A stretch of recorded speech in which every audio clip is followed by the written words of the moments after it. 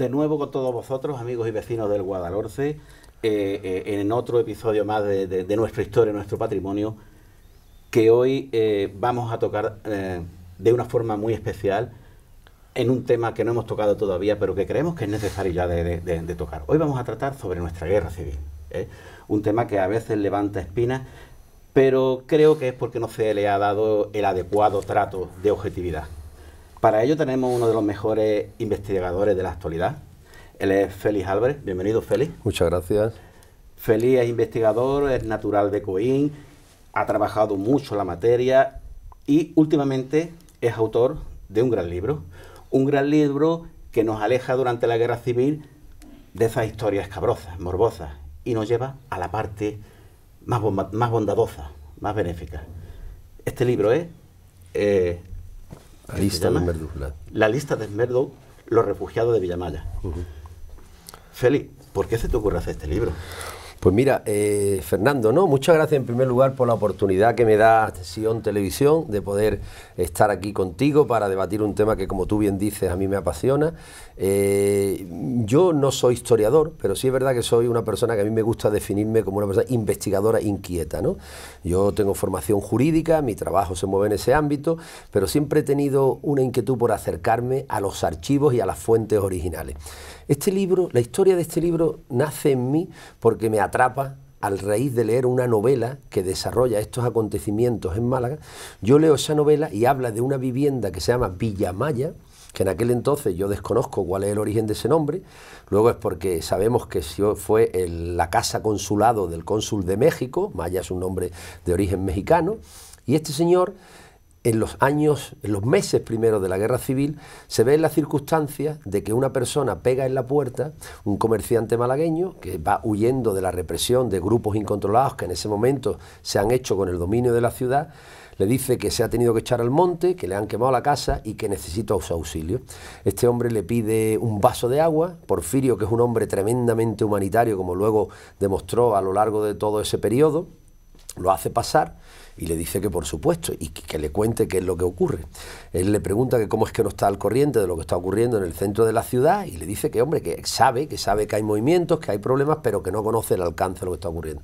En definitiva, lo pone al día, y a raíz de aquello, Villamalla se va convirtiendo poco a poco en un lugar de refugio de todas las personas cuya vida corría peligro.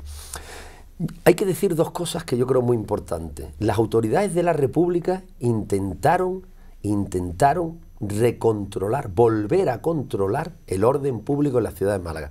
Sufrían cuando veían que grupos incontrolados se hicieron con el poder de las calles. Es más, queda perfectamente constancia histórica, y así lo reconoce el propio Esmerdú en un documento que él elaboró, que él colaboraba tanto con el gobierno civil de la República como con el alcalde de la ciudad, don Eugenio Entrambas Aguas, para evitar que se ejerciera la represión.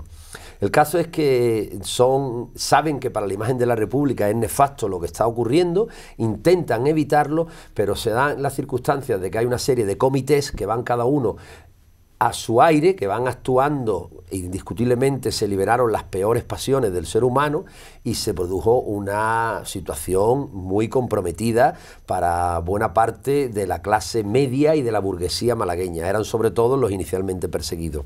Estamos hablando de los primeros días del alzamiento, 18, 19, 20 de julio de 1936. Ahí es donde empieza el miedo, empieza la gente a huir y a llegar a Villamalla. Correcto, estamos hablando de esos días, y es ahí cuando empieza Porfirio a hacer esa labor.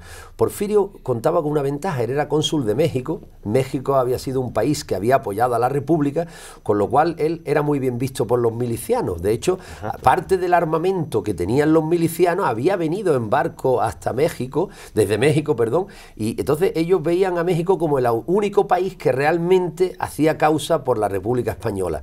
No hay que olvidar que tanto Inglaterra como Francia se inhibieron, alegaron que por una política de no intervención ellos no podían tomar partido en lo que decían que era una cuestión interna del país, y se desentendieron de la República Española. Por tanto, México era claramente visto como nuestro estado protector que nunca nos va a abandonar. Eso a Porfirio le proporcionó la ventaja de que tenía muy buena relación con los milicianos, porque él invocaba su condición de cónsul de México. Y así fue. Pero hay luego un episodio curioso, y es que él, en una ocasión, lo invitan a entregar una bandera de México a un batallón que había en Málaga, que era el Batallón México. Este batallón nombra al presidente de la República Mexicana y al embajador como coronel honorífico del batallón, y a Porfirio se le hace un reconocimiento por el Socorro Rojo Internacional, y todo eso queda un testimonio porque se hace una fotografía. Pensemos lo que esto significa en estos momentos tan convulsos.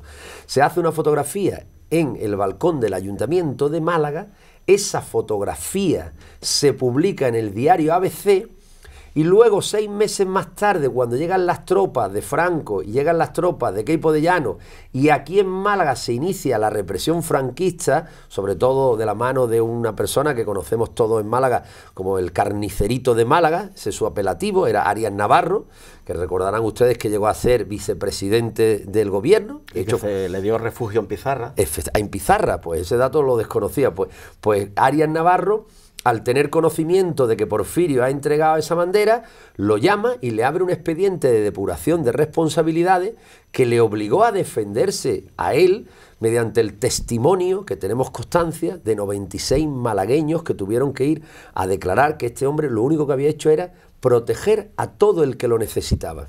Todo el que llegaba a su casa encontraba protección. Todo el que llegaba a su casa encontraba protección. Y si por las circunstancias no podía alojarse en esa casa, él contaba con una red de otros lugares donde ubicarlo. Tenemos constancia perfectamente por los archivos de la Guerra Civil, actualmente el Centro Documental de la Memoria Histórica, que refugiaba gente en el Consulado de Argentina. Estaba en calle Puerta del Mar número 12, porque el cónsul de Argentina había dejado la ciudad y le había entregado las llaves. Tenemos constancia que se apoyaba en un empresario de Almojía que tenía una nave donde se dice por el propio Porfirio que llegó a alojar hasta 65 personas. Pensemos lo que eso significaba. El empresario de Almojía le cedió la nave para que él pudiera allí, para que pudiera allí proteger a la gente que se lo demandaba. Y sobre todo, lo que tenemos constancia, que es la grandeza de Porfirio, que él no distinguía entre bando nacional o bando republicano. Él era un hombre que se dio cuenta que las circunstancias del país lo habían colocado allí, y sería de lo que hoy llamamos la tercera vía, la de la reconciliación, la del respeto, la de la tolerancia, la de el no caer en la estupidez de la guerra fratricida y tratar de conseguir que los españoles trabajáramos, viviéramos en paz y pudiéramos progresar entre todos. ¿Y dónde estaba Villamaya? Villamaya estaba en la avenida República Argentina, estaba en la zona de Málaga que todo el mundo conoce, en Limonar, en Málaga Este, que duda cabe que es una zona de lo que hoy día llamaríamos de alto standing. En aquella época más. En aquella época más. En Málaga había una clase burguesa muy bien situada, había llegado de centro de Europa y sobre todo de Inglaterra, porque venían un poco por la bondad de nuestro clima, el tener puerto de mar y una industria textil y una industria de exportación de pasas y de uva que les permitía a ellos hacer buenos negocios. Entonces, el problema que se dio en la ciudad es que hubo una polarización entre un grupo de la élite malagueña, de la élite burguesa, y luego en los arrabales de la ciudad había gente que realmente lo pasaba mal, gente que pasaba hambre. El nivel de analfabetismo era muy alto, entonces allí encontraron un caldo de cultivo las teorías fundamentalmente sustentadas por la CNT y por la FAI, y eran gente muy radicalizada, o sea, gente que se identificaba con la causa y que estaba dispuesta a llevar hasta sus últimas consecuencias sus ideales. ¿Y tú crees que esa radicalización, como tú dices, era fruto, no sé, del resentimiento o de la manipulación política o de la desesperación para que llegaran a los extremos de no les importarle matar a quien se encontrara? Bueno, has utilizado 3 términos que yo creo que los 3 vienen al caso: resentimiento, manipulación y desesperación. Y quizás había de los 3 un poco. Había hambre, en algún momento había muchas dificultades en zonas de la ciudad donde era difícil sobrevivir. Había, por otro lado, resentimientos ancestrales. Yo tengo una profesora con la que estudié algunos años de historia, que ella decía que la guerra civil se inició con la desamortización de Madoz, que la guerra civil no se inicia en el 36.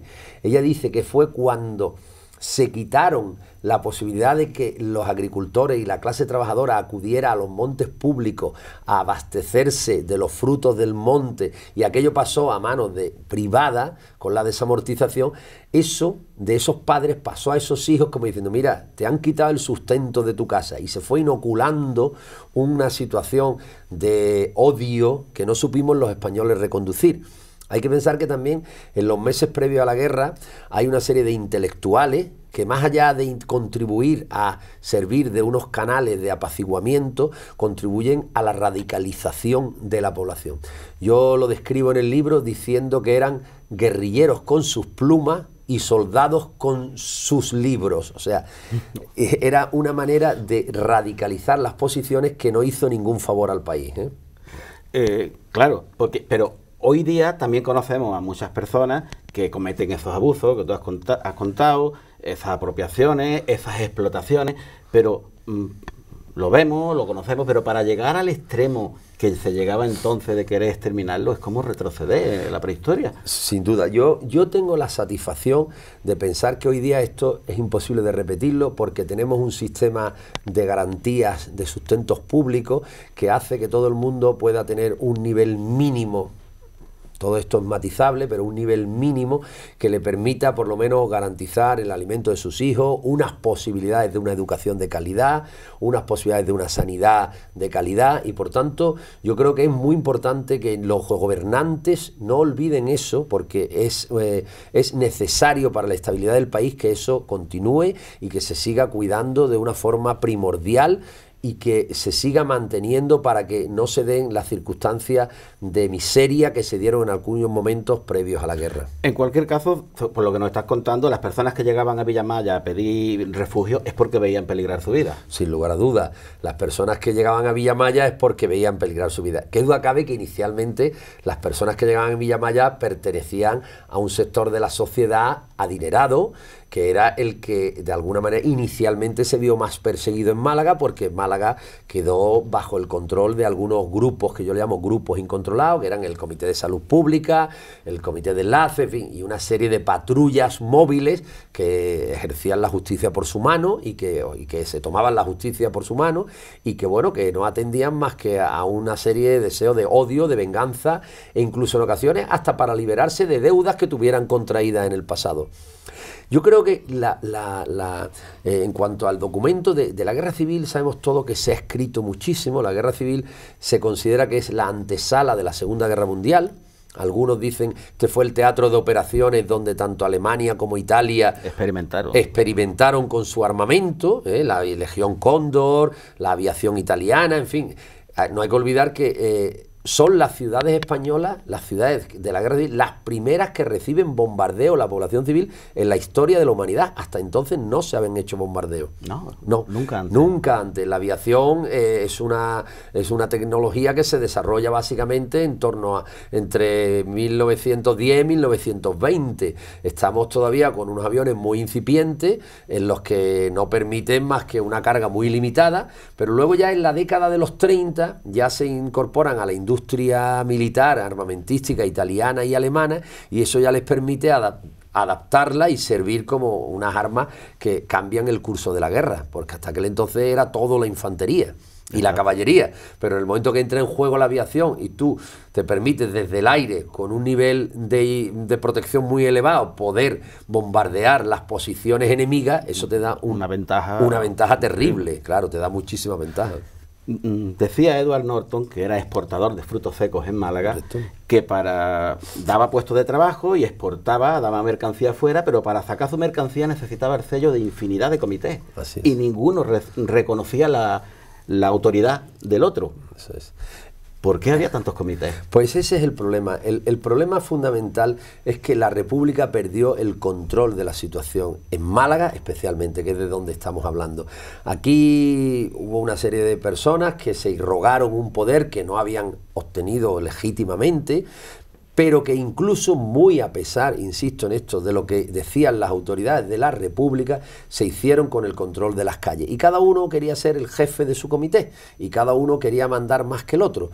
Eso dio lugar a situaciones lamentables, que hasta que no hubo un cambio en el gobierno civil, ya con el cambio en el gobierno de Largo Caballero, entra el gobernador Rodríguez, y este trata de reconducir la situación y en alguna medida lo logra.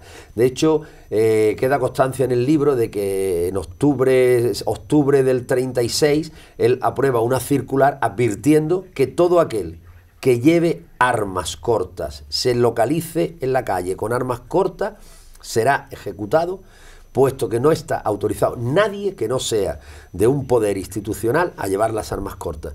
Pero claro, fueron los primeros meses de la guerra entre julio del 36 hasta octubre del 36 donde se produjo la mayor represión por parte de la República. Esa fórmula legal está recogida en la legislación militar. Cuando se establece el estado de guerra, se aplica esa fórmula militar. Así es. Lo que pasa es que en Málaga no se aplicó hasta cuando tú has dicho. Sí, sí, sí. Entonces, ¿tú crees que el gobierno de la República Malagueña se le fue la cosa de las manos? Se le fue de las manos, se le fue de las manos sin lugar a dudas. Y de hecho no solo, la República lamentaba esto porque sabía que había determinados países, como hemos dicho antes, Francia e Inglaterra, que al ver que el poder caía en manos de los anarquistas y en algún caso de los comunistas, ellos no querían tener en la península ibérica un poder en manos de la Unión Soviética. Eso fue lo que de alguna manera argumentaban para inhibirse en el apoyo a la República. Ellos decían, ¿cómo vamos a apoyar al bando republicano si esto está derivando hacia una revolución de corte bolchevique y se instaura en las puertas de Europa, se instaura un régimen al albur de la protección de la Unión Soviética? Esa fue la excusa que utilizó Francia e Inglaterra para no intervenir en apoyo de la República. Hay que ponerse en el lugar de ese gobernador militar de Málaga, entre Amazagua y el otro señor, que veían que se le iban las cosas de las manos, que se cometían asesinatos y ellos no podían hacer nada. Entonces fue como una vía de escape que Porfirio le pidiera ayuda para ciertas personas. No solo eso, que coincido contigo en lo que tú dices, es que sabemos que Eugenio Entrambasagua, temeroso de que un señor que era el director del laboratorio municipal, se pone en contacto con Porfirio y el gobernador también y le dice, mira, quieren matar a Bernabé Fiesta, proporciónale por favor un pasaporte mexicano. Porfirio inicialmente es reticente porque sabe que no es ciudadano mexicano, pero en vista de que su vida peligra, se lo proporciona. Este hombre, con la ayuda de Porfirio y del pasaporte que le ha facilitado, pasaporte que es falso, sale por el puerto de Málaga y llega al puerto de Hamburgo, en Alemania, porque es el primer buque que se conoce que iba a hacer la travesía. Cuando llega a Hamburgo, el hombre, de una manera un tanto ilusa, se dirige a la embajada de México en Alemania y va a devolver el pasaporte. Y le dice, mire, yo es que este pasaporte me lo dieron en Málaga, que están en guerra, sabrán ustedes que estamos en guerra, y yo realmente, como no soy mexicano, yo no lo necesito, yo tengo... Claro, eso llega a la embajada de México en Hamburgo, lo comunican a la Cancillería en México y 10 días más tarde Porfirio le estallan todo en las manos. Lo cesan como cónsul de México. ¿Qué ocurre? Le costó el puesto, Porfirio, salvar a las personas. Efectivamente, le costó el puesto y no solo el puesto, sino que Porfirio inicialmente se ve en una situación de necesidad porque esa era su única fuente de ingreso. Y además aquel día en la casa se vive con un auténtico terror. Cuando se recibe el telegrama de México diciendo que está cesado, él decide mantener la bandera ondeando en el mástil que tiene delante de Villa Maya, pero la gente le advierte, Porfirio le advierte a los refugiados que no sabe hasta qué punto la garantía que le otorga el consulado de protección puede perderla, puesto que él ya no es el cónsul de Málaga. De hecho, consta que hay algunos refugiados que buscan otro lugar que consideran más seguros. Algunos no saben dónde ir, estamos a las puertas de las Navidades, estamos en un 19 de diciembre de 1936 y deciden seguir en Villa Maya. Pero es verdad que la figura de Porfirio gozaba de tanto prestigio en Málaga que los propios milicianos a él lo respetaban y por tanto ninguno tuvo la tentación seria, digamos así, de entrar en el consulado y de sacar de allí a las personas que tenía refugiadas. ¿Cuántas personas se llegaron a salvar gracias a don Porfirio? Bueno, pues ese es un dato que está perfectamente contrastado, y lo está porque este hombre era tremendamente meticuloso. Él iba anotando en sus libretas, en sus hojas, todas las personas, los nombres, las direcciones y la manera como les ayudaba. Él iba poniendo de forma metódica la forma como había logrado salvarlos, en unos casos refugiándolos en Villamaya o en otros facilitándoles documentación avalada por los comités que les permitían abandonar la ciudad. Esa documentación había permanecido en poder de Porfirio, pero este hombre resulta que en el año 40 ya ha acabado la guerra, ya está en poder de las tropas de Franco, y este hombre se ve con un expediente, como dijimos antes, de depuración de responsabilidades. O sea, el gobierno franquista le pide responsabilidades sobre sus actuaciones durante el periodo republicano. Correcto, porque el hito más importante, había visto la foto entregando la bandera de México al Batallón México y dice, ¿usted que ha colaborado con la República? No solo eso, Porfirio estaba casado con Concha Altolaguirre Bolín, la hermana del poeta de la generación del 27, y prima de Luis Altolaguirre. Luis Altolaguirre era un señor que por venir de una familia distinguida, sabía inglés y era corresponsal de ABC en Londres. Luis Altolaguirre fue la persona que alquiló el avión Dragón Rapid, que fue el avión que viajó desde Londres a las Islas Canarias vía Casablanca, allí recogió a Franco y de allí fue al norte de África, a Tánger, para que se pusiera Franco al frente de las tropas sublevadas. O sea, una persona que tiene un papel en el alzamiento clave. Ahí ese fue el pistoletazo de todo. De todo, correcto.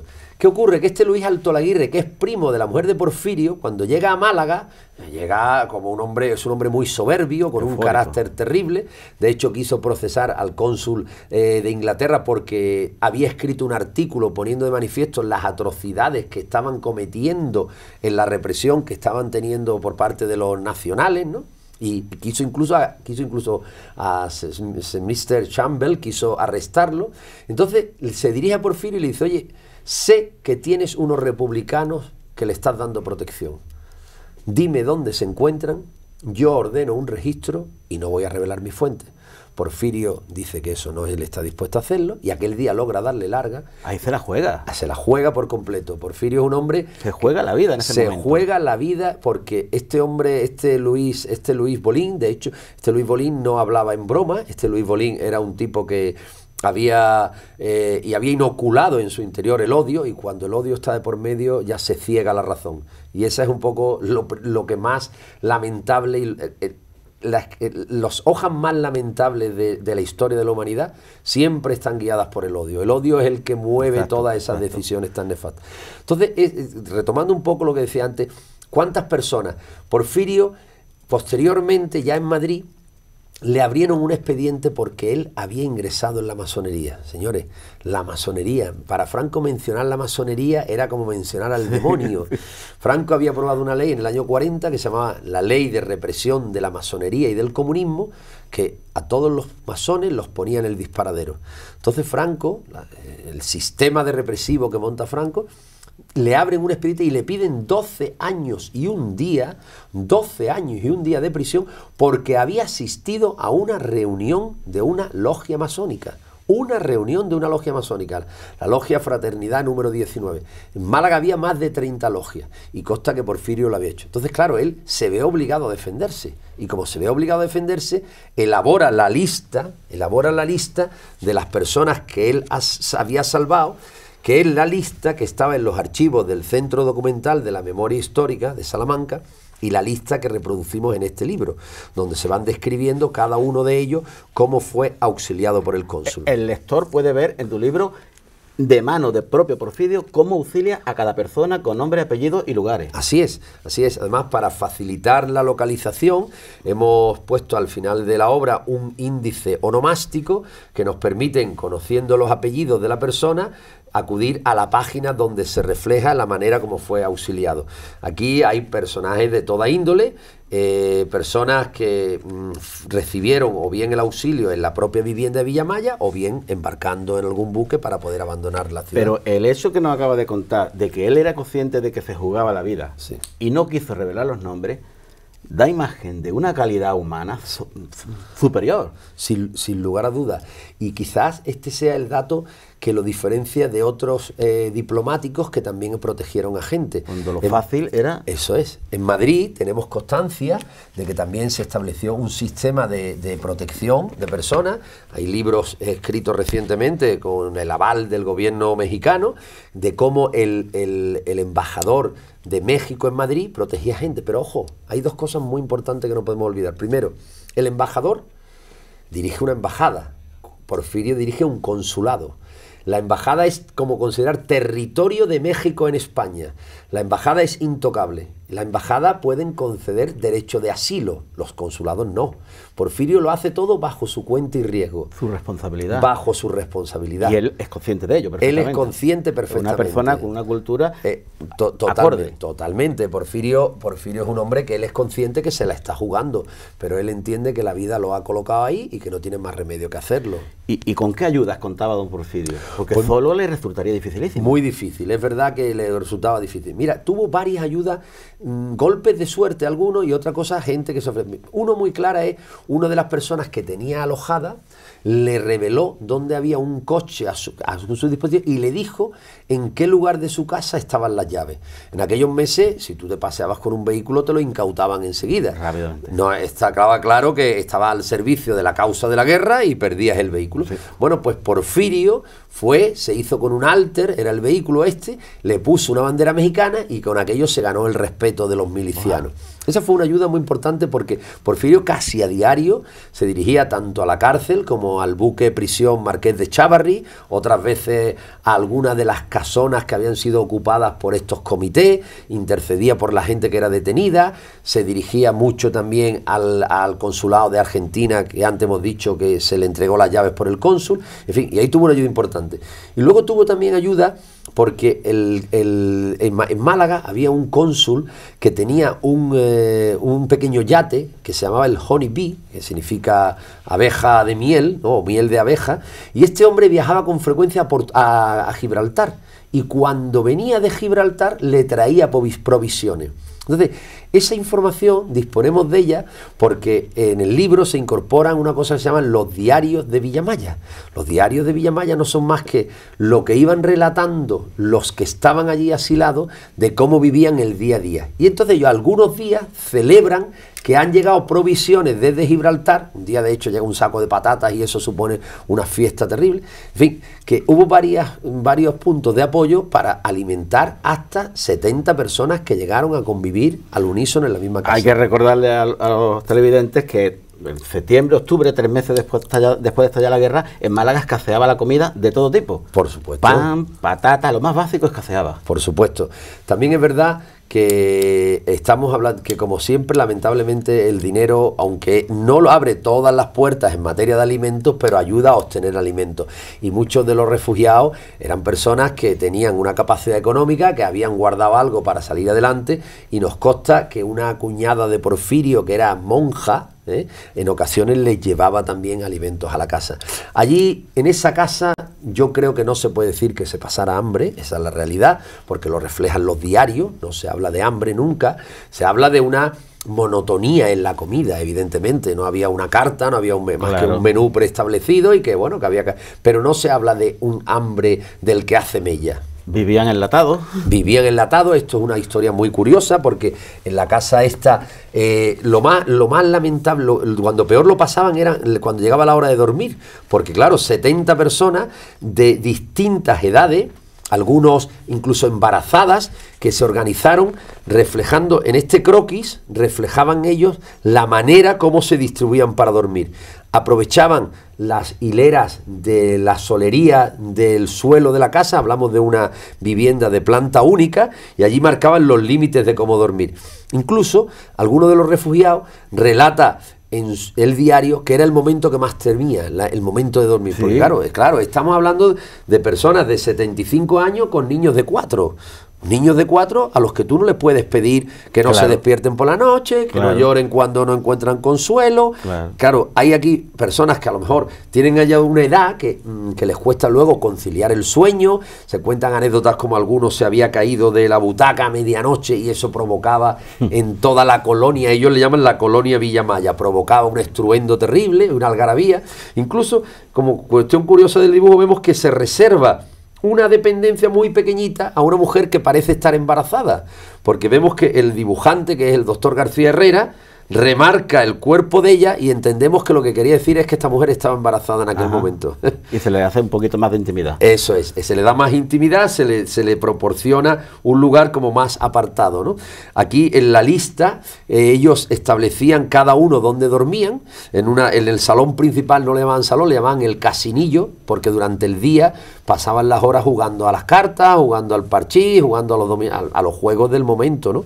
En aquel entonces no había ni consolas, ni PlayStation, ni nada, y era con este tipo de manera como pasábamos el tiempo. Y una organización extraordinaria, se turnaban para comer, para lavarse, para asearse. Así es. Tenían unas normas con sus artículos, como hoy tenemos las leyes, que decían levantarse a la hora tal, ir al baño sin poder cerrar la puerta, para que se dieran prisa, estaba prohibido cerrar la puerta del baño. Muy bien pensado. Hacer un uso comedido del agua, porque en algunas ocasiones no tenían suministro de agua, y establecieron unos turnos muy rigurosos que se respetaban en la casa, porque era la única manera de que la convivencia no estallara.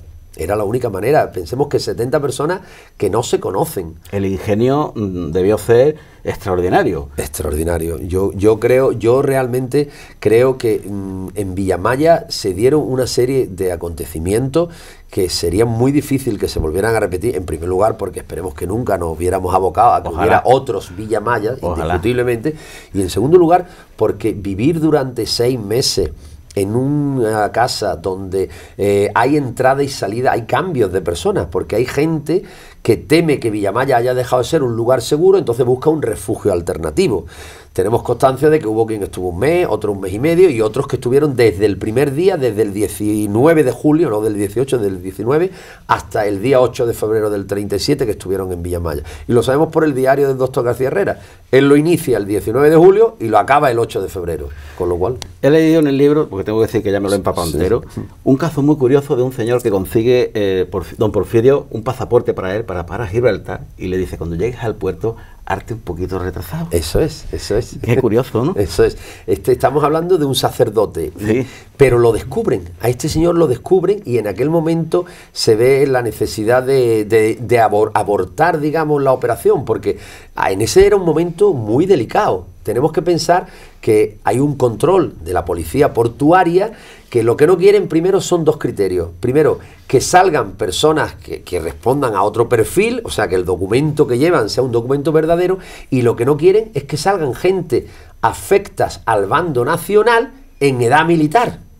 Porque claro, saben que si no se van a pasar al bando nacional y van a luchar contra la República. Claro. Estamos en guerra, mentalidad de guerra. Totalmente, Por tanto, yo puedo dejar que una persona que no me va a hacer daño, puedo dejar que abandone una ciudad que tenemos controlada, pero una persona que luego puede pasar al bando enemigo, esa tengo que hacer todo lo que sea porque no pase al bando enemigo. Eso es razonable, vamos. Y decía el hombre, me pasé la noche ensayando de que se me cayera la baba. Eso es.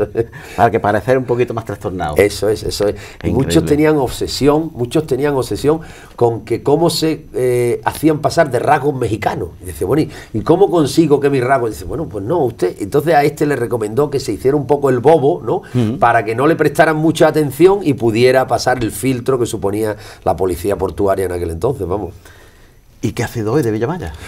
Villamaya, esto es una triste noticia, de verdad, que yo creo que la ciudad, Málaga, no es consciente de la pérdida del símbolo de la concordia que teníamos allí y que hemos consentido que se proceda a su demolición. Se ha demolido Villamaya. Villamaya se ha demolido. Villamaya, por una inactividad de las administraciones, todas, la municipal y la autonómica, Villamaya ha sido demolida. Yo había pedido en el año 2017 a la Junta de Andalucía que protegiera Villamaya como lugar de la memoria histórica. Como yo decía al principio, yo tengo formación jurídica.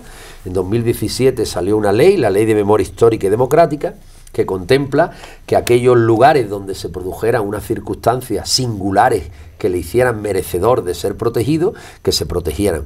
Presenté un escrito en 2017 pidiendo su protección.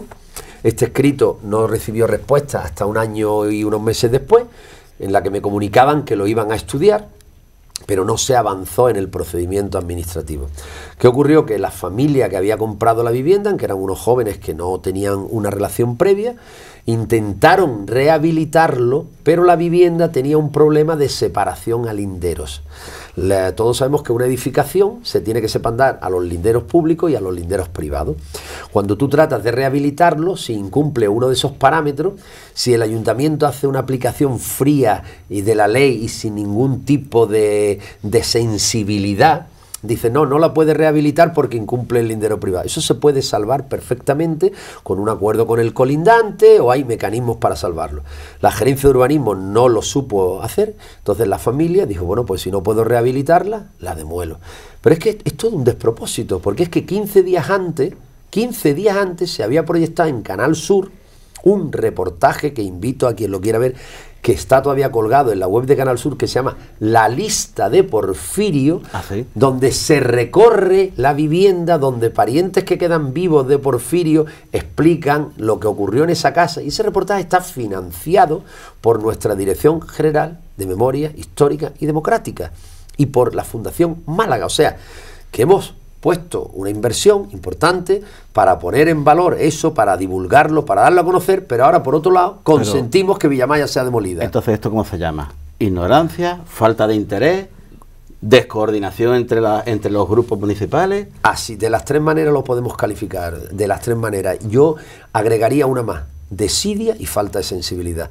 Yo creo que la sensibilidad se adquiere con el conocimiento. Y cuando hay conocimiento, las personas, cuando tienen interés, se despierta su sensibilidad hacia nuestros símbolos.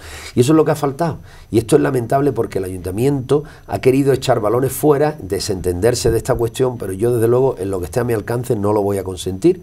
Y hasta tal extremo que, como podemos ver aquí en estos tres paneles que nos acompañan, me he tomado la molestia, que para mí no es molestia ninguna, de entregar un ejemplar del libro a 3 de nuestros líderes a nivel autonómico y a nivel nacional, haciéndoles saber que es tan importante para la memoria colectiva el símbolo Villamaya, que de haberlos conocido ellos, que yo creo que tenían instrumentos para haberlo conocido, no hubieran consentido nunca que Villamaya se demoliera. Desde luego, totalmente. Y además yo me he permitido, con fondos propios y con mi esfuerzo, de constituir una fundación en escritura pública, Fundación Villamaya, pendiente de inscripción en el registro. Por tu iniciativa y a tu costo. Y a mi costo totalmente, en la que tiene un objetivo, que es poner en valor la figura de Porfirio Enmerdú y recuperar Villamaya para la ciudad.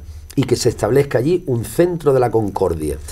El alcalde de Málaga tuvo noticias de la demolición. El hombre parecía estar arrepentido de haberlo tolerado.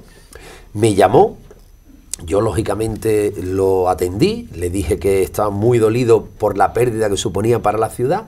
Me pidió que me implicara en el proyecto, y en una sesión plenaria que hubo el 28 de marzo de este año en el ayuntamiento, todos los grupos del Ayuntamiento de Málaga, todos, insisto, Partido Popular, Ciudadanos, Partido Socialista, Málaga Ahora e Izquierda Unida para la Gente, que son los grupos que el Ayuntamiento de Málaga, aprobaron por unanimidad, todos, conceder la medalla de la ciudad a Porfirio Enmerdú por su labor humanitaria de ambos bandos, que es lo que lo hace una persona más grande aún, de ambos bandos, y trabajar conjuntamente con la Junta de Andalucía para obtener el solar de Villamaya y establecer allí un lugar de la concordia, sin descartar su reconstrucción. Pues en ese aspecto hay que dar un voto a favor a los miembros de la corporación que lo aprobaron. Sin lugar a dudas. Lo que pasa es que tenemos que estar vigilantes porque para que esa moción institucional no caiga en el olvido. Porque la moción institucional ahora mismo es una declaración de intenciones que tiene efectos jurídicos, ejecutivos. Yo he estudiado este tema a nivel del derecho administrativo y por tanto se puede compeler al ayuntamiento a que ejecute las decisiones que ha tomado. Muchas veces nos encontramos con declaraciones grandilocuentes pero que quedan vacías de contenido.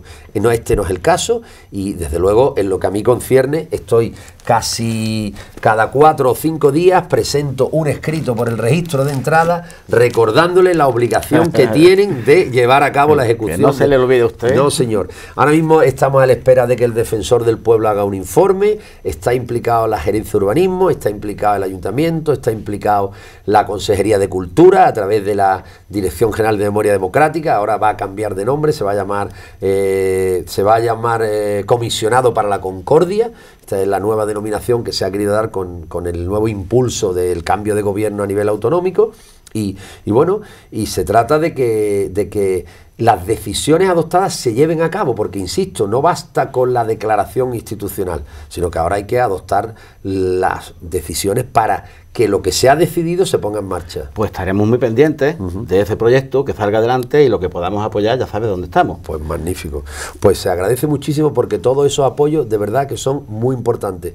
Yo he creado una página web que aprovecho para decir que se llama www.fundacionvillamaya.es, o sea, www.fundacionvillamaya, todo junto. Tomamos nota. Todo junto en minúscula, Villamaya con Y, es lo único que quiero precisar para evitar confusiones, .es, y ahí iremos colgando paulatinamente las actividades que vayamos desarrollando. Estamos en fase de construcción, porque esto es una cosa que me toca hacerla con la ayuda de terceras personas, invirtiendo algún gasto indiscutiblemente, pero bueno, yo estoy muy ilusionado con el proyecto. Y esta mañana, adelanto aquí como primicia, esta mañana he depositado en el solar de Villamaya, está enterrado en este momento, desde esta mañana, lo que se llama un cofre del tiempo y de la memoria. Esto es una cosa que en Estados Unidos está ahora muy de moda, y es enterrar en un lugar, en un cofre, la cápsula del tiempo. Eso es, más o menos un periódico de ese día o de la época, un ejemplar del libro y algunos símbolos de Villamaya, para que si algún momento posterior, dentro de 150, 200 años, alguien vuelve a demoler la edificación que se está en este momento alzando en el solar, pueda encontrar allí los vestigios del pasado. Yo creía que era un homenaje que tenía que rendirle a la historia de Málaga. Creo firmemente en que vamos a lograrlo. Esto es algo que merece la pena implicarse, puesto que la ciudad de Málaga no puede permitirse perder su símbolo. Imaginemos si hace X años alguien hubiera decidido demoler la Alcazaba, porque hubiera dicho que bueno, que está en ruinas y que no necesita gran cosa. ¿Hubo un proyecto? Hubo. Lo sabrá, hubo Imaginemos cuando construimos la Casa de la Cultura encima del Teatro Romano, o sea, estamos hablando de los años 60, con los ojos del siglo XXI, dice uno, no puede ser, no puede ser. Pues llegamos a construir una Casa de la Cultura encima del Teatro Romano. Imaginemos que hubiéramos demolido los símbolos más importantes, los que nos dan una identidad propia, y los que nos permiten ahora que nos visiten millones de turistas todos los años, porque es una ciudad con identidad, que en las últimas décadas es verdad que la hemos sabido poner en valor. Imaginemos que en la pirámide, que probablemente muchas de las personas que nos van a ver esta noche conozcan, allí en Alcazabilla, frente al Teatro Romano, donde están las cubetas que utilizaban los romanos para hacer el garum. Las piletas de garum. Las piletas de garum, aquella mezcla de pescado con salazón, que nos dan las vísceras, efectivamente. Es que todo esto nos enriquece como colectivo, nos enriquece como sociedad, y por tanto tenemos el deber moral de luchar porque no se vaya perdiendo. Lo que no cabe duda es que Villamaya es el mejor símbolo de la concordia dentro de la guerra civil. Sin lugar a dudas. Villamaya despierta el consenso de todo el mundo. La mejor cara de nuestra guerra civil. Porque todo es negativo, todo es escabroso, pero esto es el mejor símbolo. Efectivamente, y eso es lo que es muy lamentable, que no nos explicamos cómo es posible que teniéndolo ahí hasta hace nada, en la que ya se suponía que esta sensibilidad debía estar en las instituciones, porque no puede quedar la sensibilidad en personas como tú o personas como yo, que nos gusta estudiar este periodo u otros de nuestra historia y que nos acercamos. Y los que le toca tomar decisiones no tienen ni idea. Claro, mira, cuando yo presenté el libro en el Club Mediterráneo, al acabar la intervención, que fue con la presencia masiva de muchísima gente de Málaga, tomó la palabra la concejala de Cultura, un ayuntamiento con un presupuesto como el de Málaga. Y empezó a excusar la actuación municipal diciendo que ellos no sabían nada de Villamaya, que nadie le había contado nada de Villamaya. Yo la dejé hablar, como es lógico, se molestó en ir allí, se lo quiero reconocer, a Gemma del Corral. El alcalde le dijo, porque así lo hizo ella saber, ¿no?, que iba en representación del alcalde, y que bueno, que si lo hubieran sabido ellos nunca hubieran consentido que se demoliera Villamaya. Claro, cuando acabó su intervención, allí en aquel momento se metió en un terreno hostil, porque la gente estaba muy sensibilizada. Muchísimo. Y le dijimos, vamos a ver, señora del Corral, usted es la concejala de Cultura desde hace 8 años. De Villamaya hay al menos 9 libros que hablan desde el año 39. ¿Cómo es posible que usted venga a este foro a decir que no conocía Villamaya? Por poco que usted conozca su ciudad, Villamaya lo tenía que conocer. Por poco que conozca su ciudad. No es admisible que usted nos diga eso. Claro, la mujer en aquel momento no sabía dónde meterse, ¿no? Pero me parece que hay una cosa que no debemos de olvidar, y que esto es importante que todos en nuestro día a día lo recordemos. Me gustaría leer un párrafo muy breve que dice: recibimos un legado y nuestro deber es conservarlo. Cuando tiene valor, acrecentarlo. Si no lo tiene, respetarlo. Alguien estima que lo tiene, pero quien ignora su pasado, quien lo abandona o desprecia, no merece mi respeto. Si es por ignorancia, siento pena. Si es por falta de sensibilidad, lástima. Si por soberbia, desprecio. Y yo creo que es fundamental, o sea... En este momento creo que todo el mundo está aplaudiendo. Bueno, pues si eso es así, y yo desde luego invito también a la lectura de un poema popular que por su extensión no voy a leerlo, pero para recordar la figura de Porfirio en Verdú, no hay que olvidar que este hombre le coge esta situación con 31 años. 31 años todavía es una persona que no tiene, empieza a tener ya una madurez, pero que le falta experiencia vital, que tiene 4 hijos, que atender, que los manda a Tánger, porque él descubre que la manera de que en la casa quepa más gente es quitándose de en medio familiares, y decide desarrollar esa labor. Pues entonces yo creo que la figura de Porfirio, el régimen yo creo que la apagó, porque como era masón, durante los 40 años posteriores quedó en un segundo plano, quedó totalmente. ¿Qué fuentes has consultado para hacer este libro? Pues mira, básicamente los 9 libros que hablan de Villamaya, eso por supuesto, y sobre todo un documento muy potente que está aquí reproducido, que es el expediente que se le abrió a Porfirio por el Tribunal Especial para la Represión de la Masonería y del Comunismo. Ah, el juicio, ¿quieres decir? Eso es. Se reproduce. Eso es, porque ahí fue donde él aportó la lista concreta de todas las personas que había protegido. Y claro, ese documento habla por sí solo. El lector puede tener acceso a ese documento. Correcto, el lector tiene el acceso al documento de forma al original, porque encuentra aquí reproducido con su máquina de escribir de aquel entonces la lista de todas. Ese documento lo escribió don Porfirio. Ese documento lo escribió don Porfirio, efectivamente. Lo fue él haciendo seguramente en sus largas noches de insomnio o en los momentos que encontrara, fue elaborándolo él. Y luego este es un retrato que a mí me gustó siempre mucho de una figura suya de perfil. Y este documento decidimos reproducirlo tal y como estaba, porque entendíamos que era el que le daba la autenticidad y en la que no permitía hacer valoración. Lugar a dudas. Lo único que para facilitar la localización, porque hay casi 400 nombres, al final hemos introducido un índice onomástico, que es el que nos permite consultar. Incluso alguna gente de aquí del Valle, hay un sacerdote oriundo de Coín, se habla de un vecino de Almojía, que es el que hemos dicho antes. El alcalde de Almojía. Eso, el alcalde, me has apuntado tú antes. Fue refugiado por don Porfirio. O sea, pues todo eso hace que sea muy... más vecinos. Las monjitas de Valle de la Gil. Eso es, 9 monjitas de San José de la Montaña. San José de la Montaña, antes, ¿no? La congregación de Madres de los Desamparados, San José de la Montaña, que el 25 de septiembre se vieron obligadas a abandonar el convento. El convento, pues tenemos que darte las gracias por toda esa labor, por esa primicia que nos has ofrecido, por la información que nos das, por las iniciativas que tienes y por tantas cosas. Bueno, pues yo sabía que no me equivocaba, traía al mejor investigador. Por eso nosotros hemos querido hacerte un reconocimiento también. Bueno, pues para mí esto es todo un honor, ¿eh? Para mí, yo agradezco muchísimo, de verdad, primero que me hayas invitado, después la acogida que he tenido y que mi nombre y que haya contribuido a que la historia de la ciudad de Málaga y del Guadalhorce, en la medida que también es parte de nuestra provincia, de la que yo soy natural de Coín, lo hemos dicho, para mí, si esa es una aportación, conmigo podéis contar de forma desinteresada y tantas veces como sea necesario, porque a mí me apasiona esto. Y muy vinculado a nuestros pueblos. Muy vinculado a los pueblos, además no solo vinculado por mi origen natural de Coín, sino por mis abuelos que vivieron en Cártama, mi padre vivió en Cártama, luego desarrollaron en Coín su labor. Además soy muy aficionado a la bicicleta y para mí estos son rutas muy habituales durante los fines de semana. Tengo muchísimo amor por el Guadalhorce y por tanto estoy muy agradecido, y quiero decir también que él ayuda a que esta pasión se transmita a las personas que nos vean, porque es una persona muy comprometida con el estudio de nuestro pasado, especialmente en ese periodo. Muchas gracias. En el periodo de la Guerra Civil, y muy interesante de las charlas que hemos tenido previamente y la que esta tarde. Nuestra labor es que llegue a todos, porque si se hubiese conocido Villamaya no se hubiese derruido. Sin lugar a dudas. Nuestra labor es que llegue a todo el mundo. Sin lugar a dudas. Pues recuérdanos la página donde podemos La página web donde podéis comunicaros conmigo es www, todo junto y en minúscula, Fundación Villamaya, insisto, únicamente tener en cuenta que Maya es con y.es, www.fundacionvillamaya.es.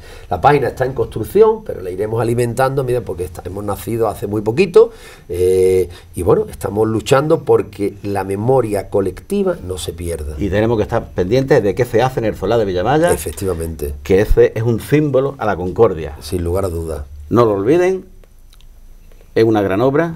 La lista. Muchísimas gracias, Félix. Muchas gracias a ti. Y muchísimas gracias a todos ustedes. Espero que les haya gustado el programa de hoy.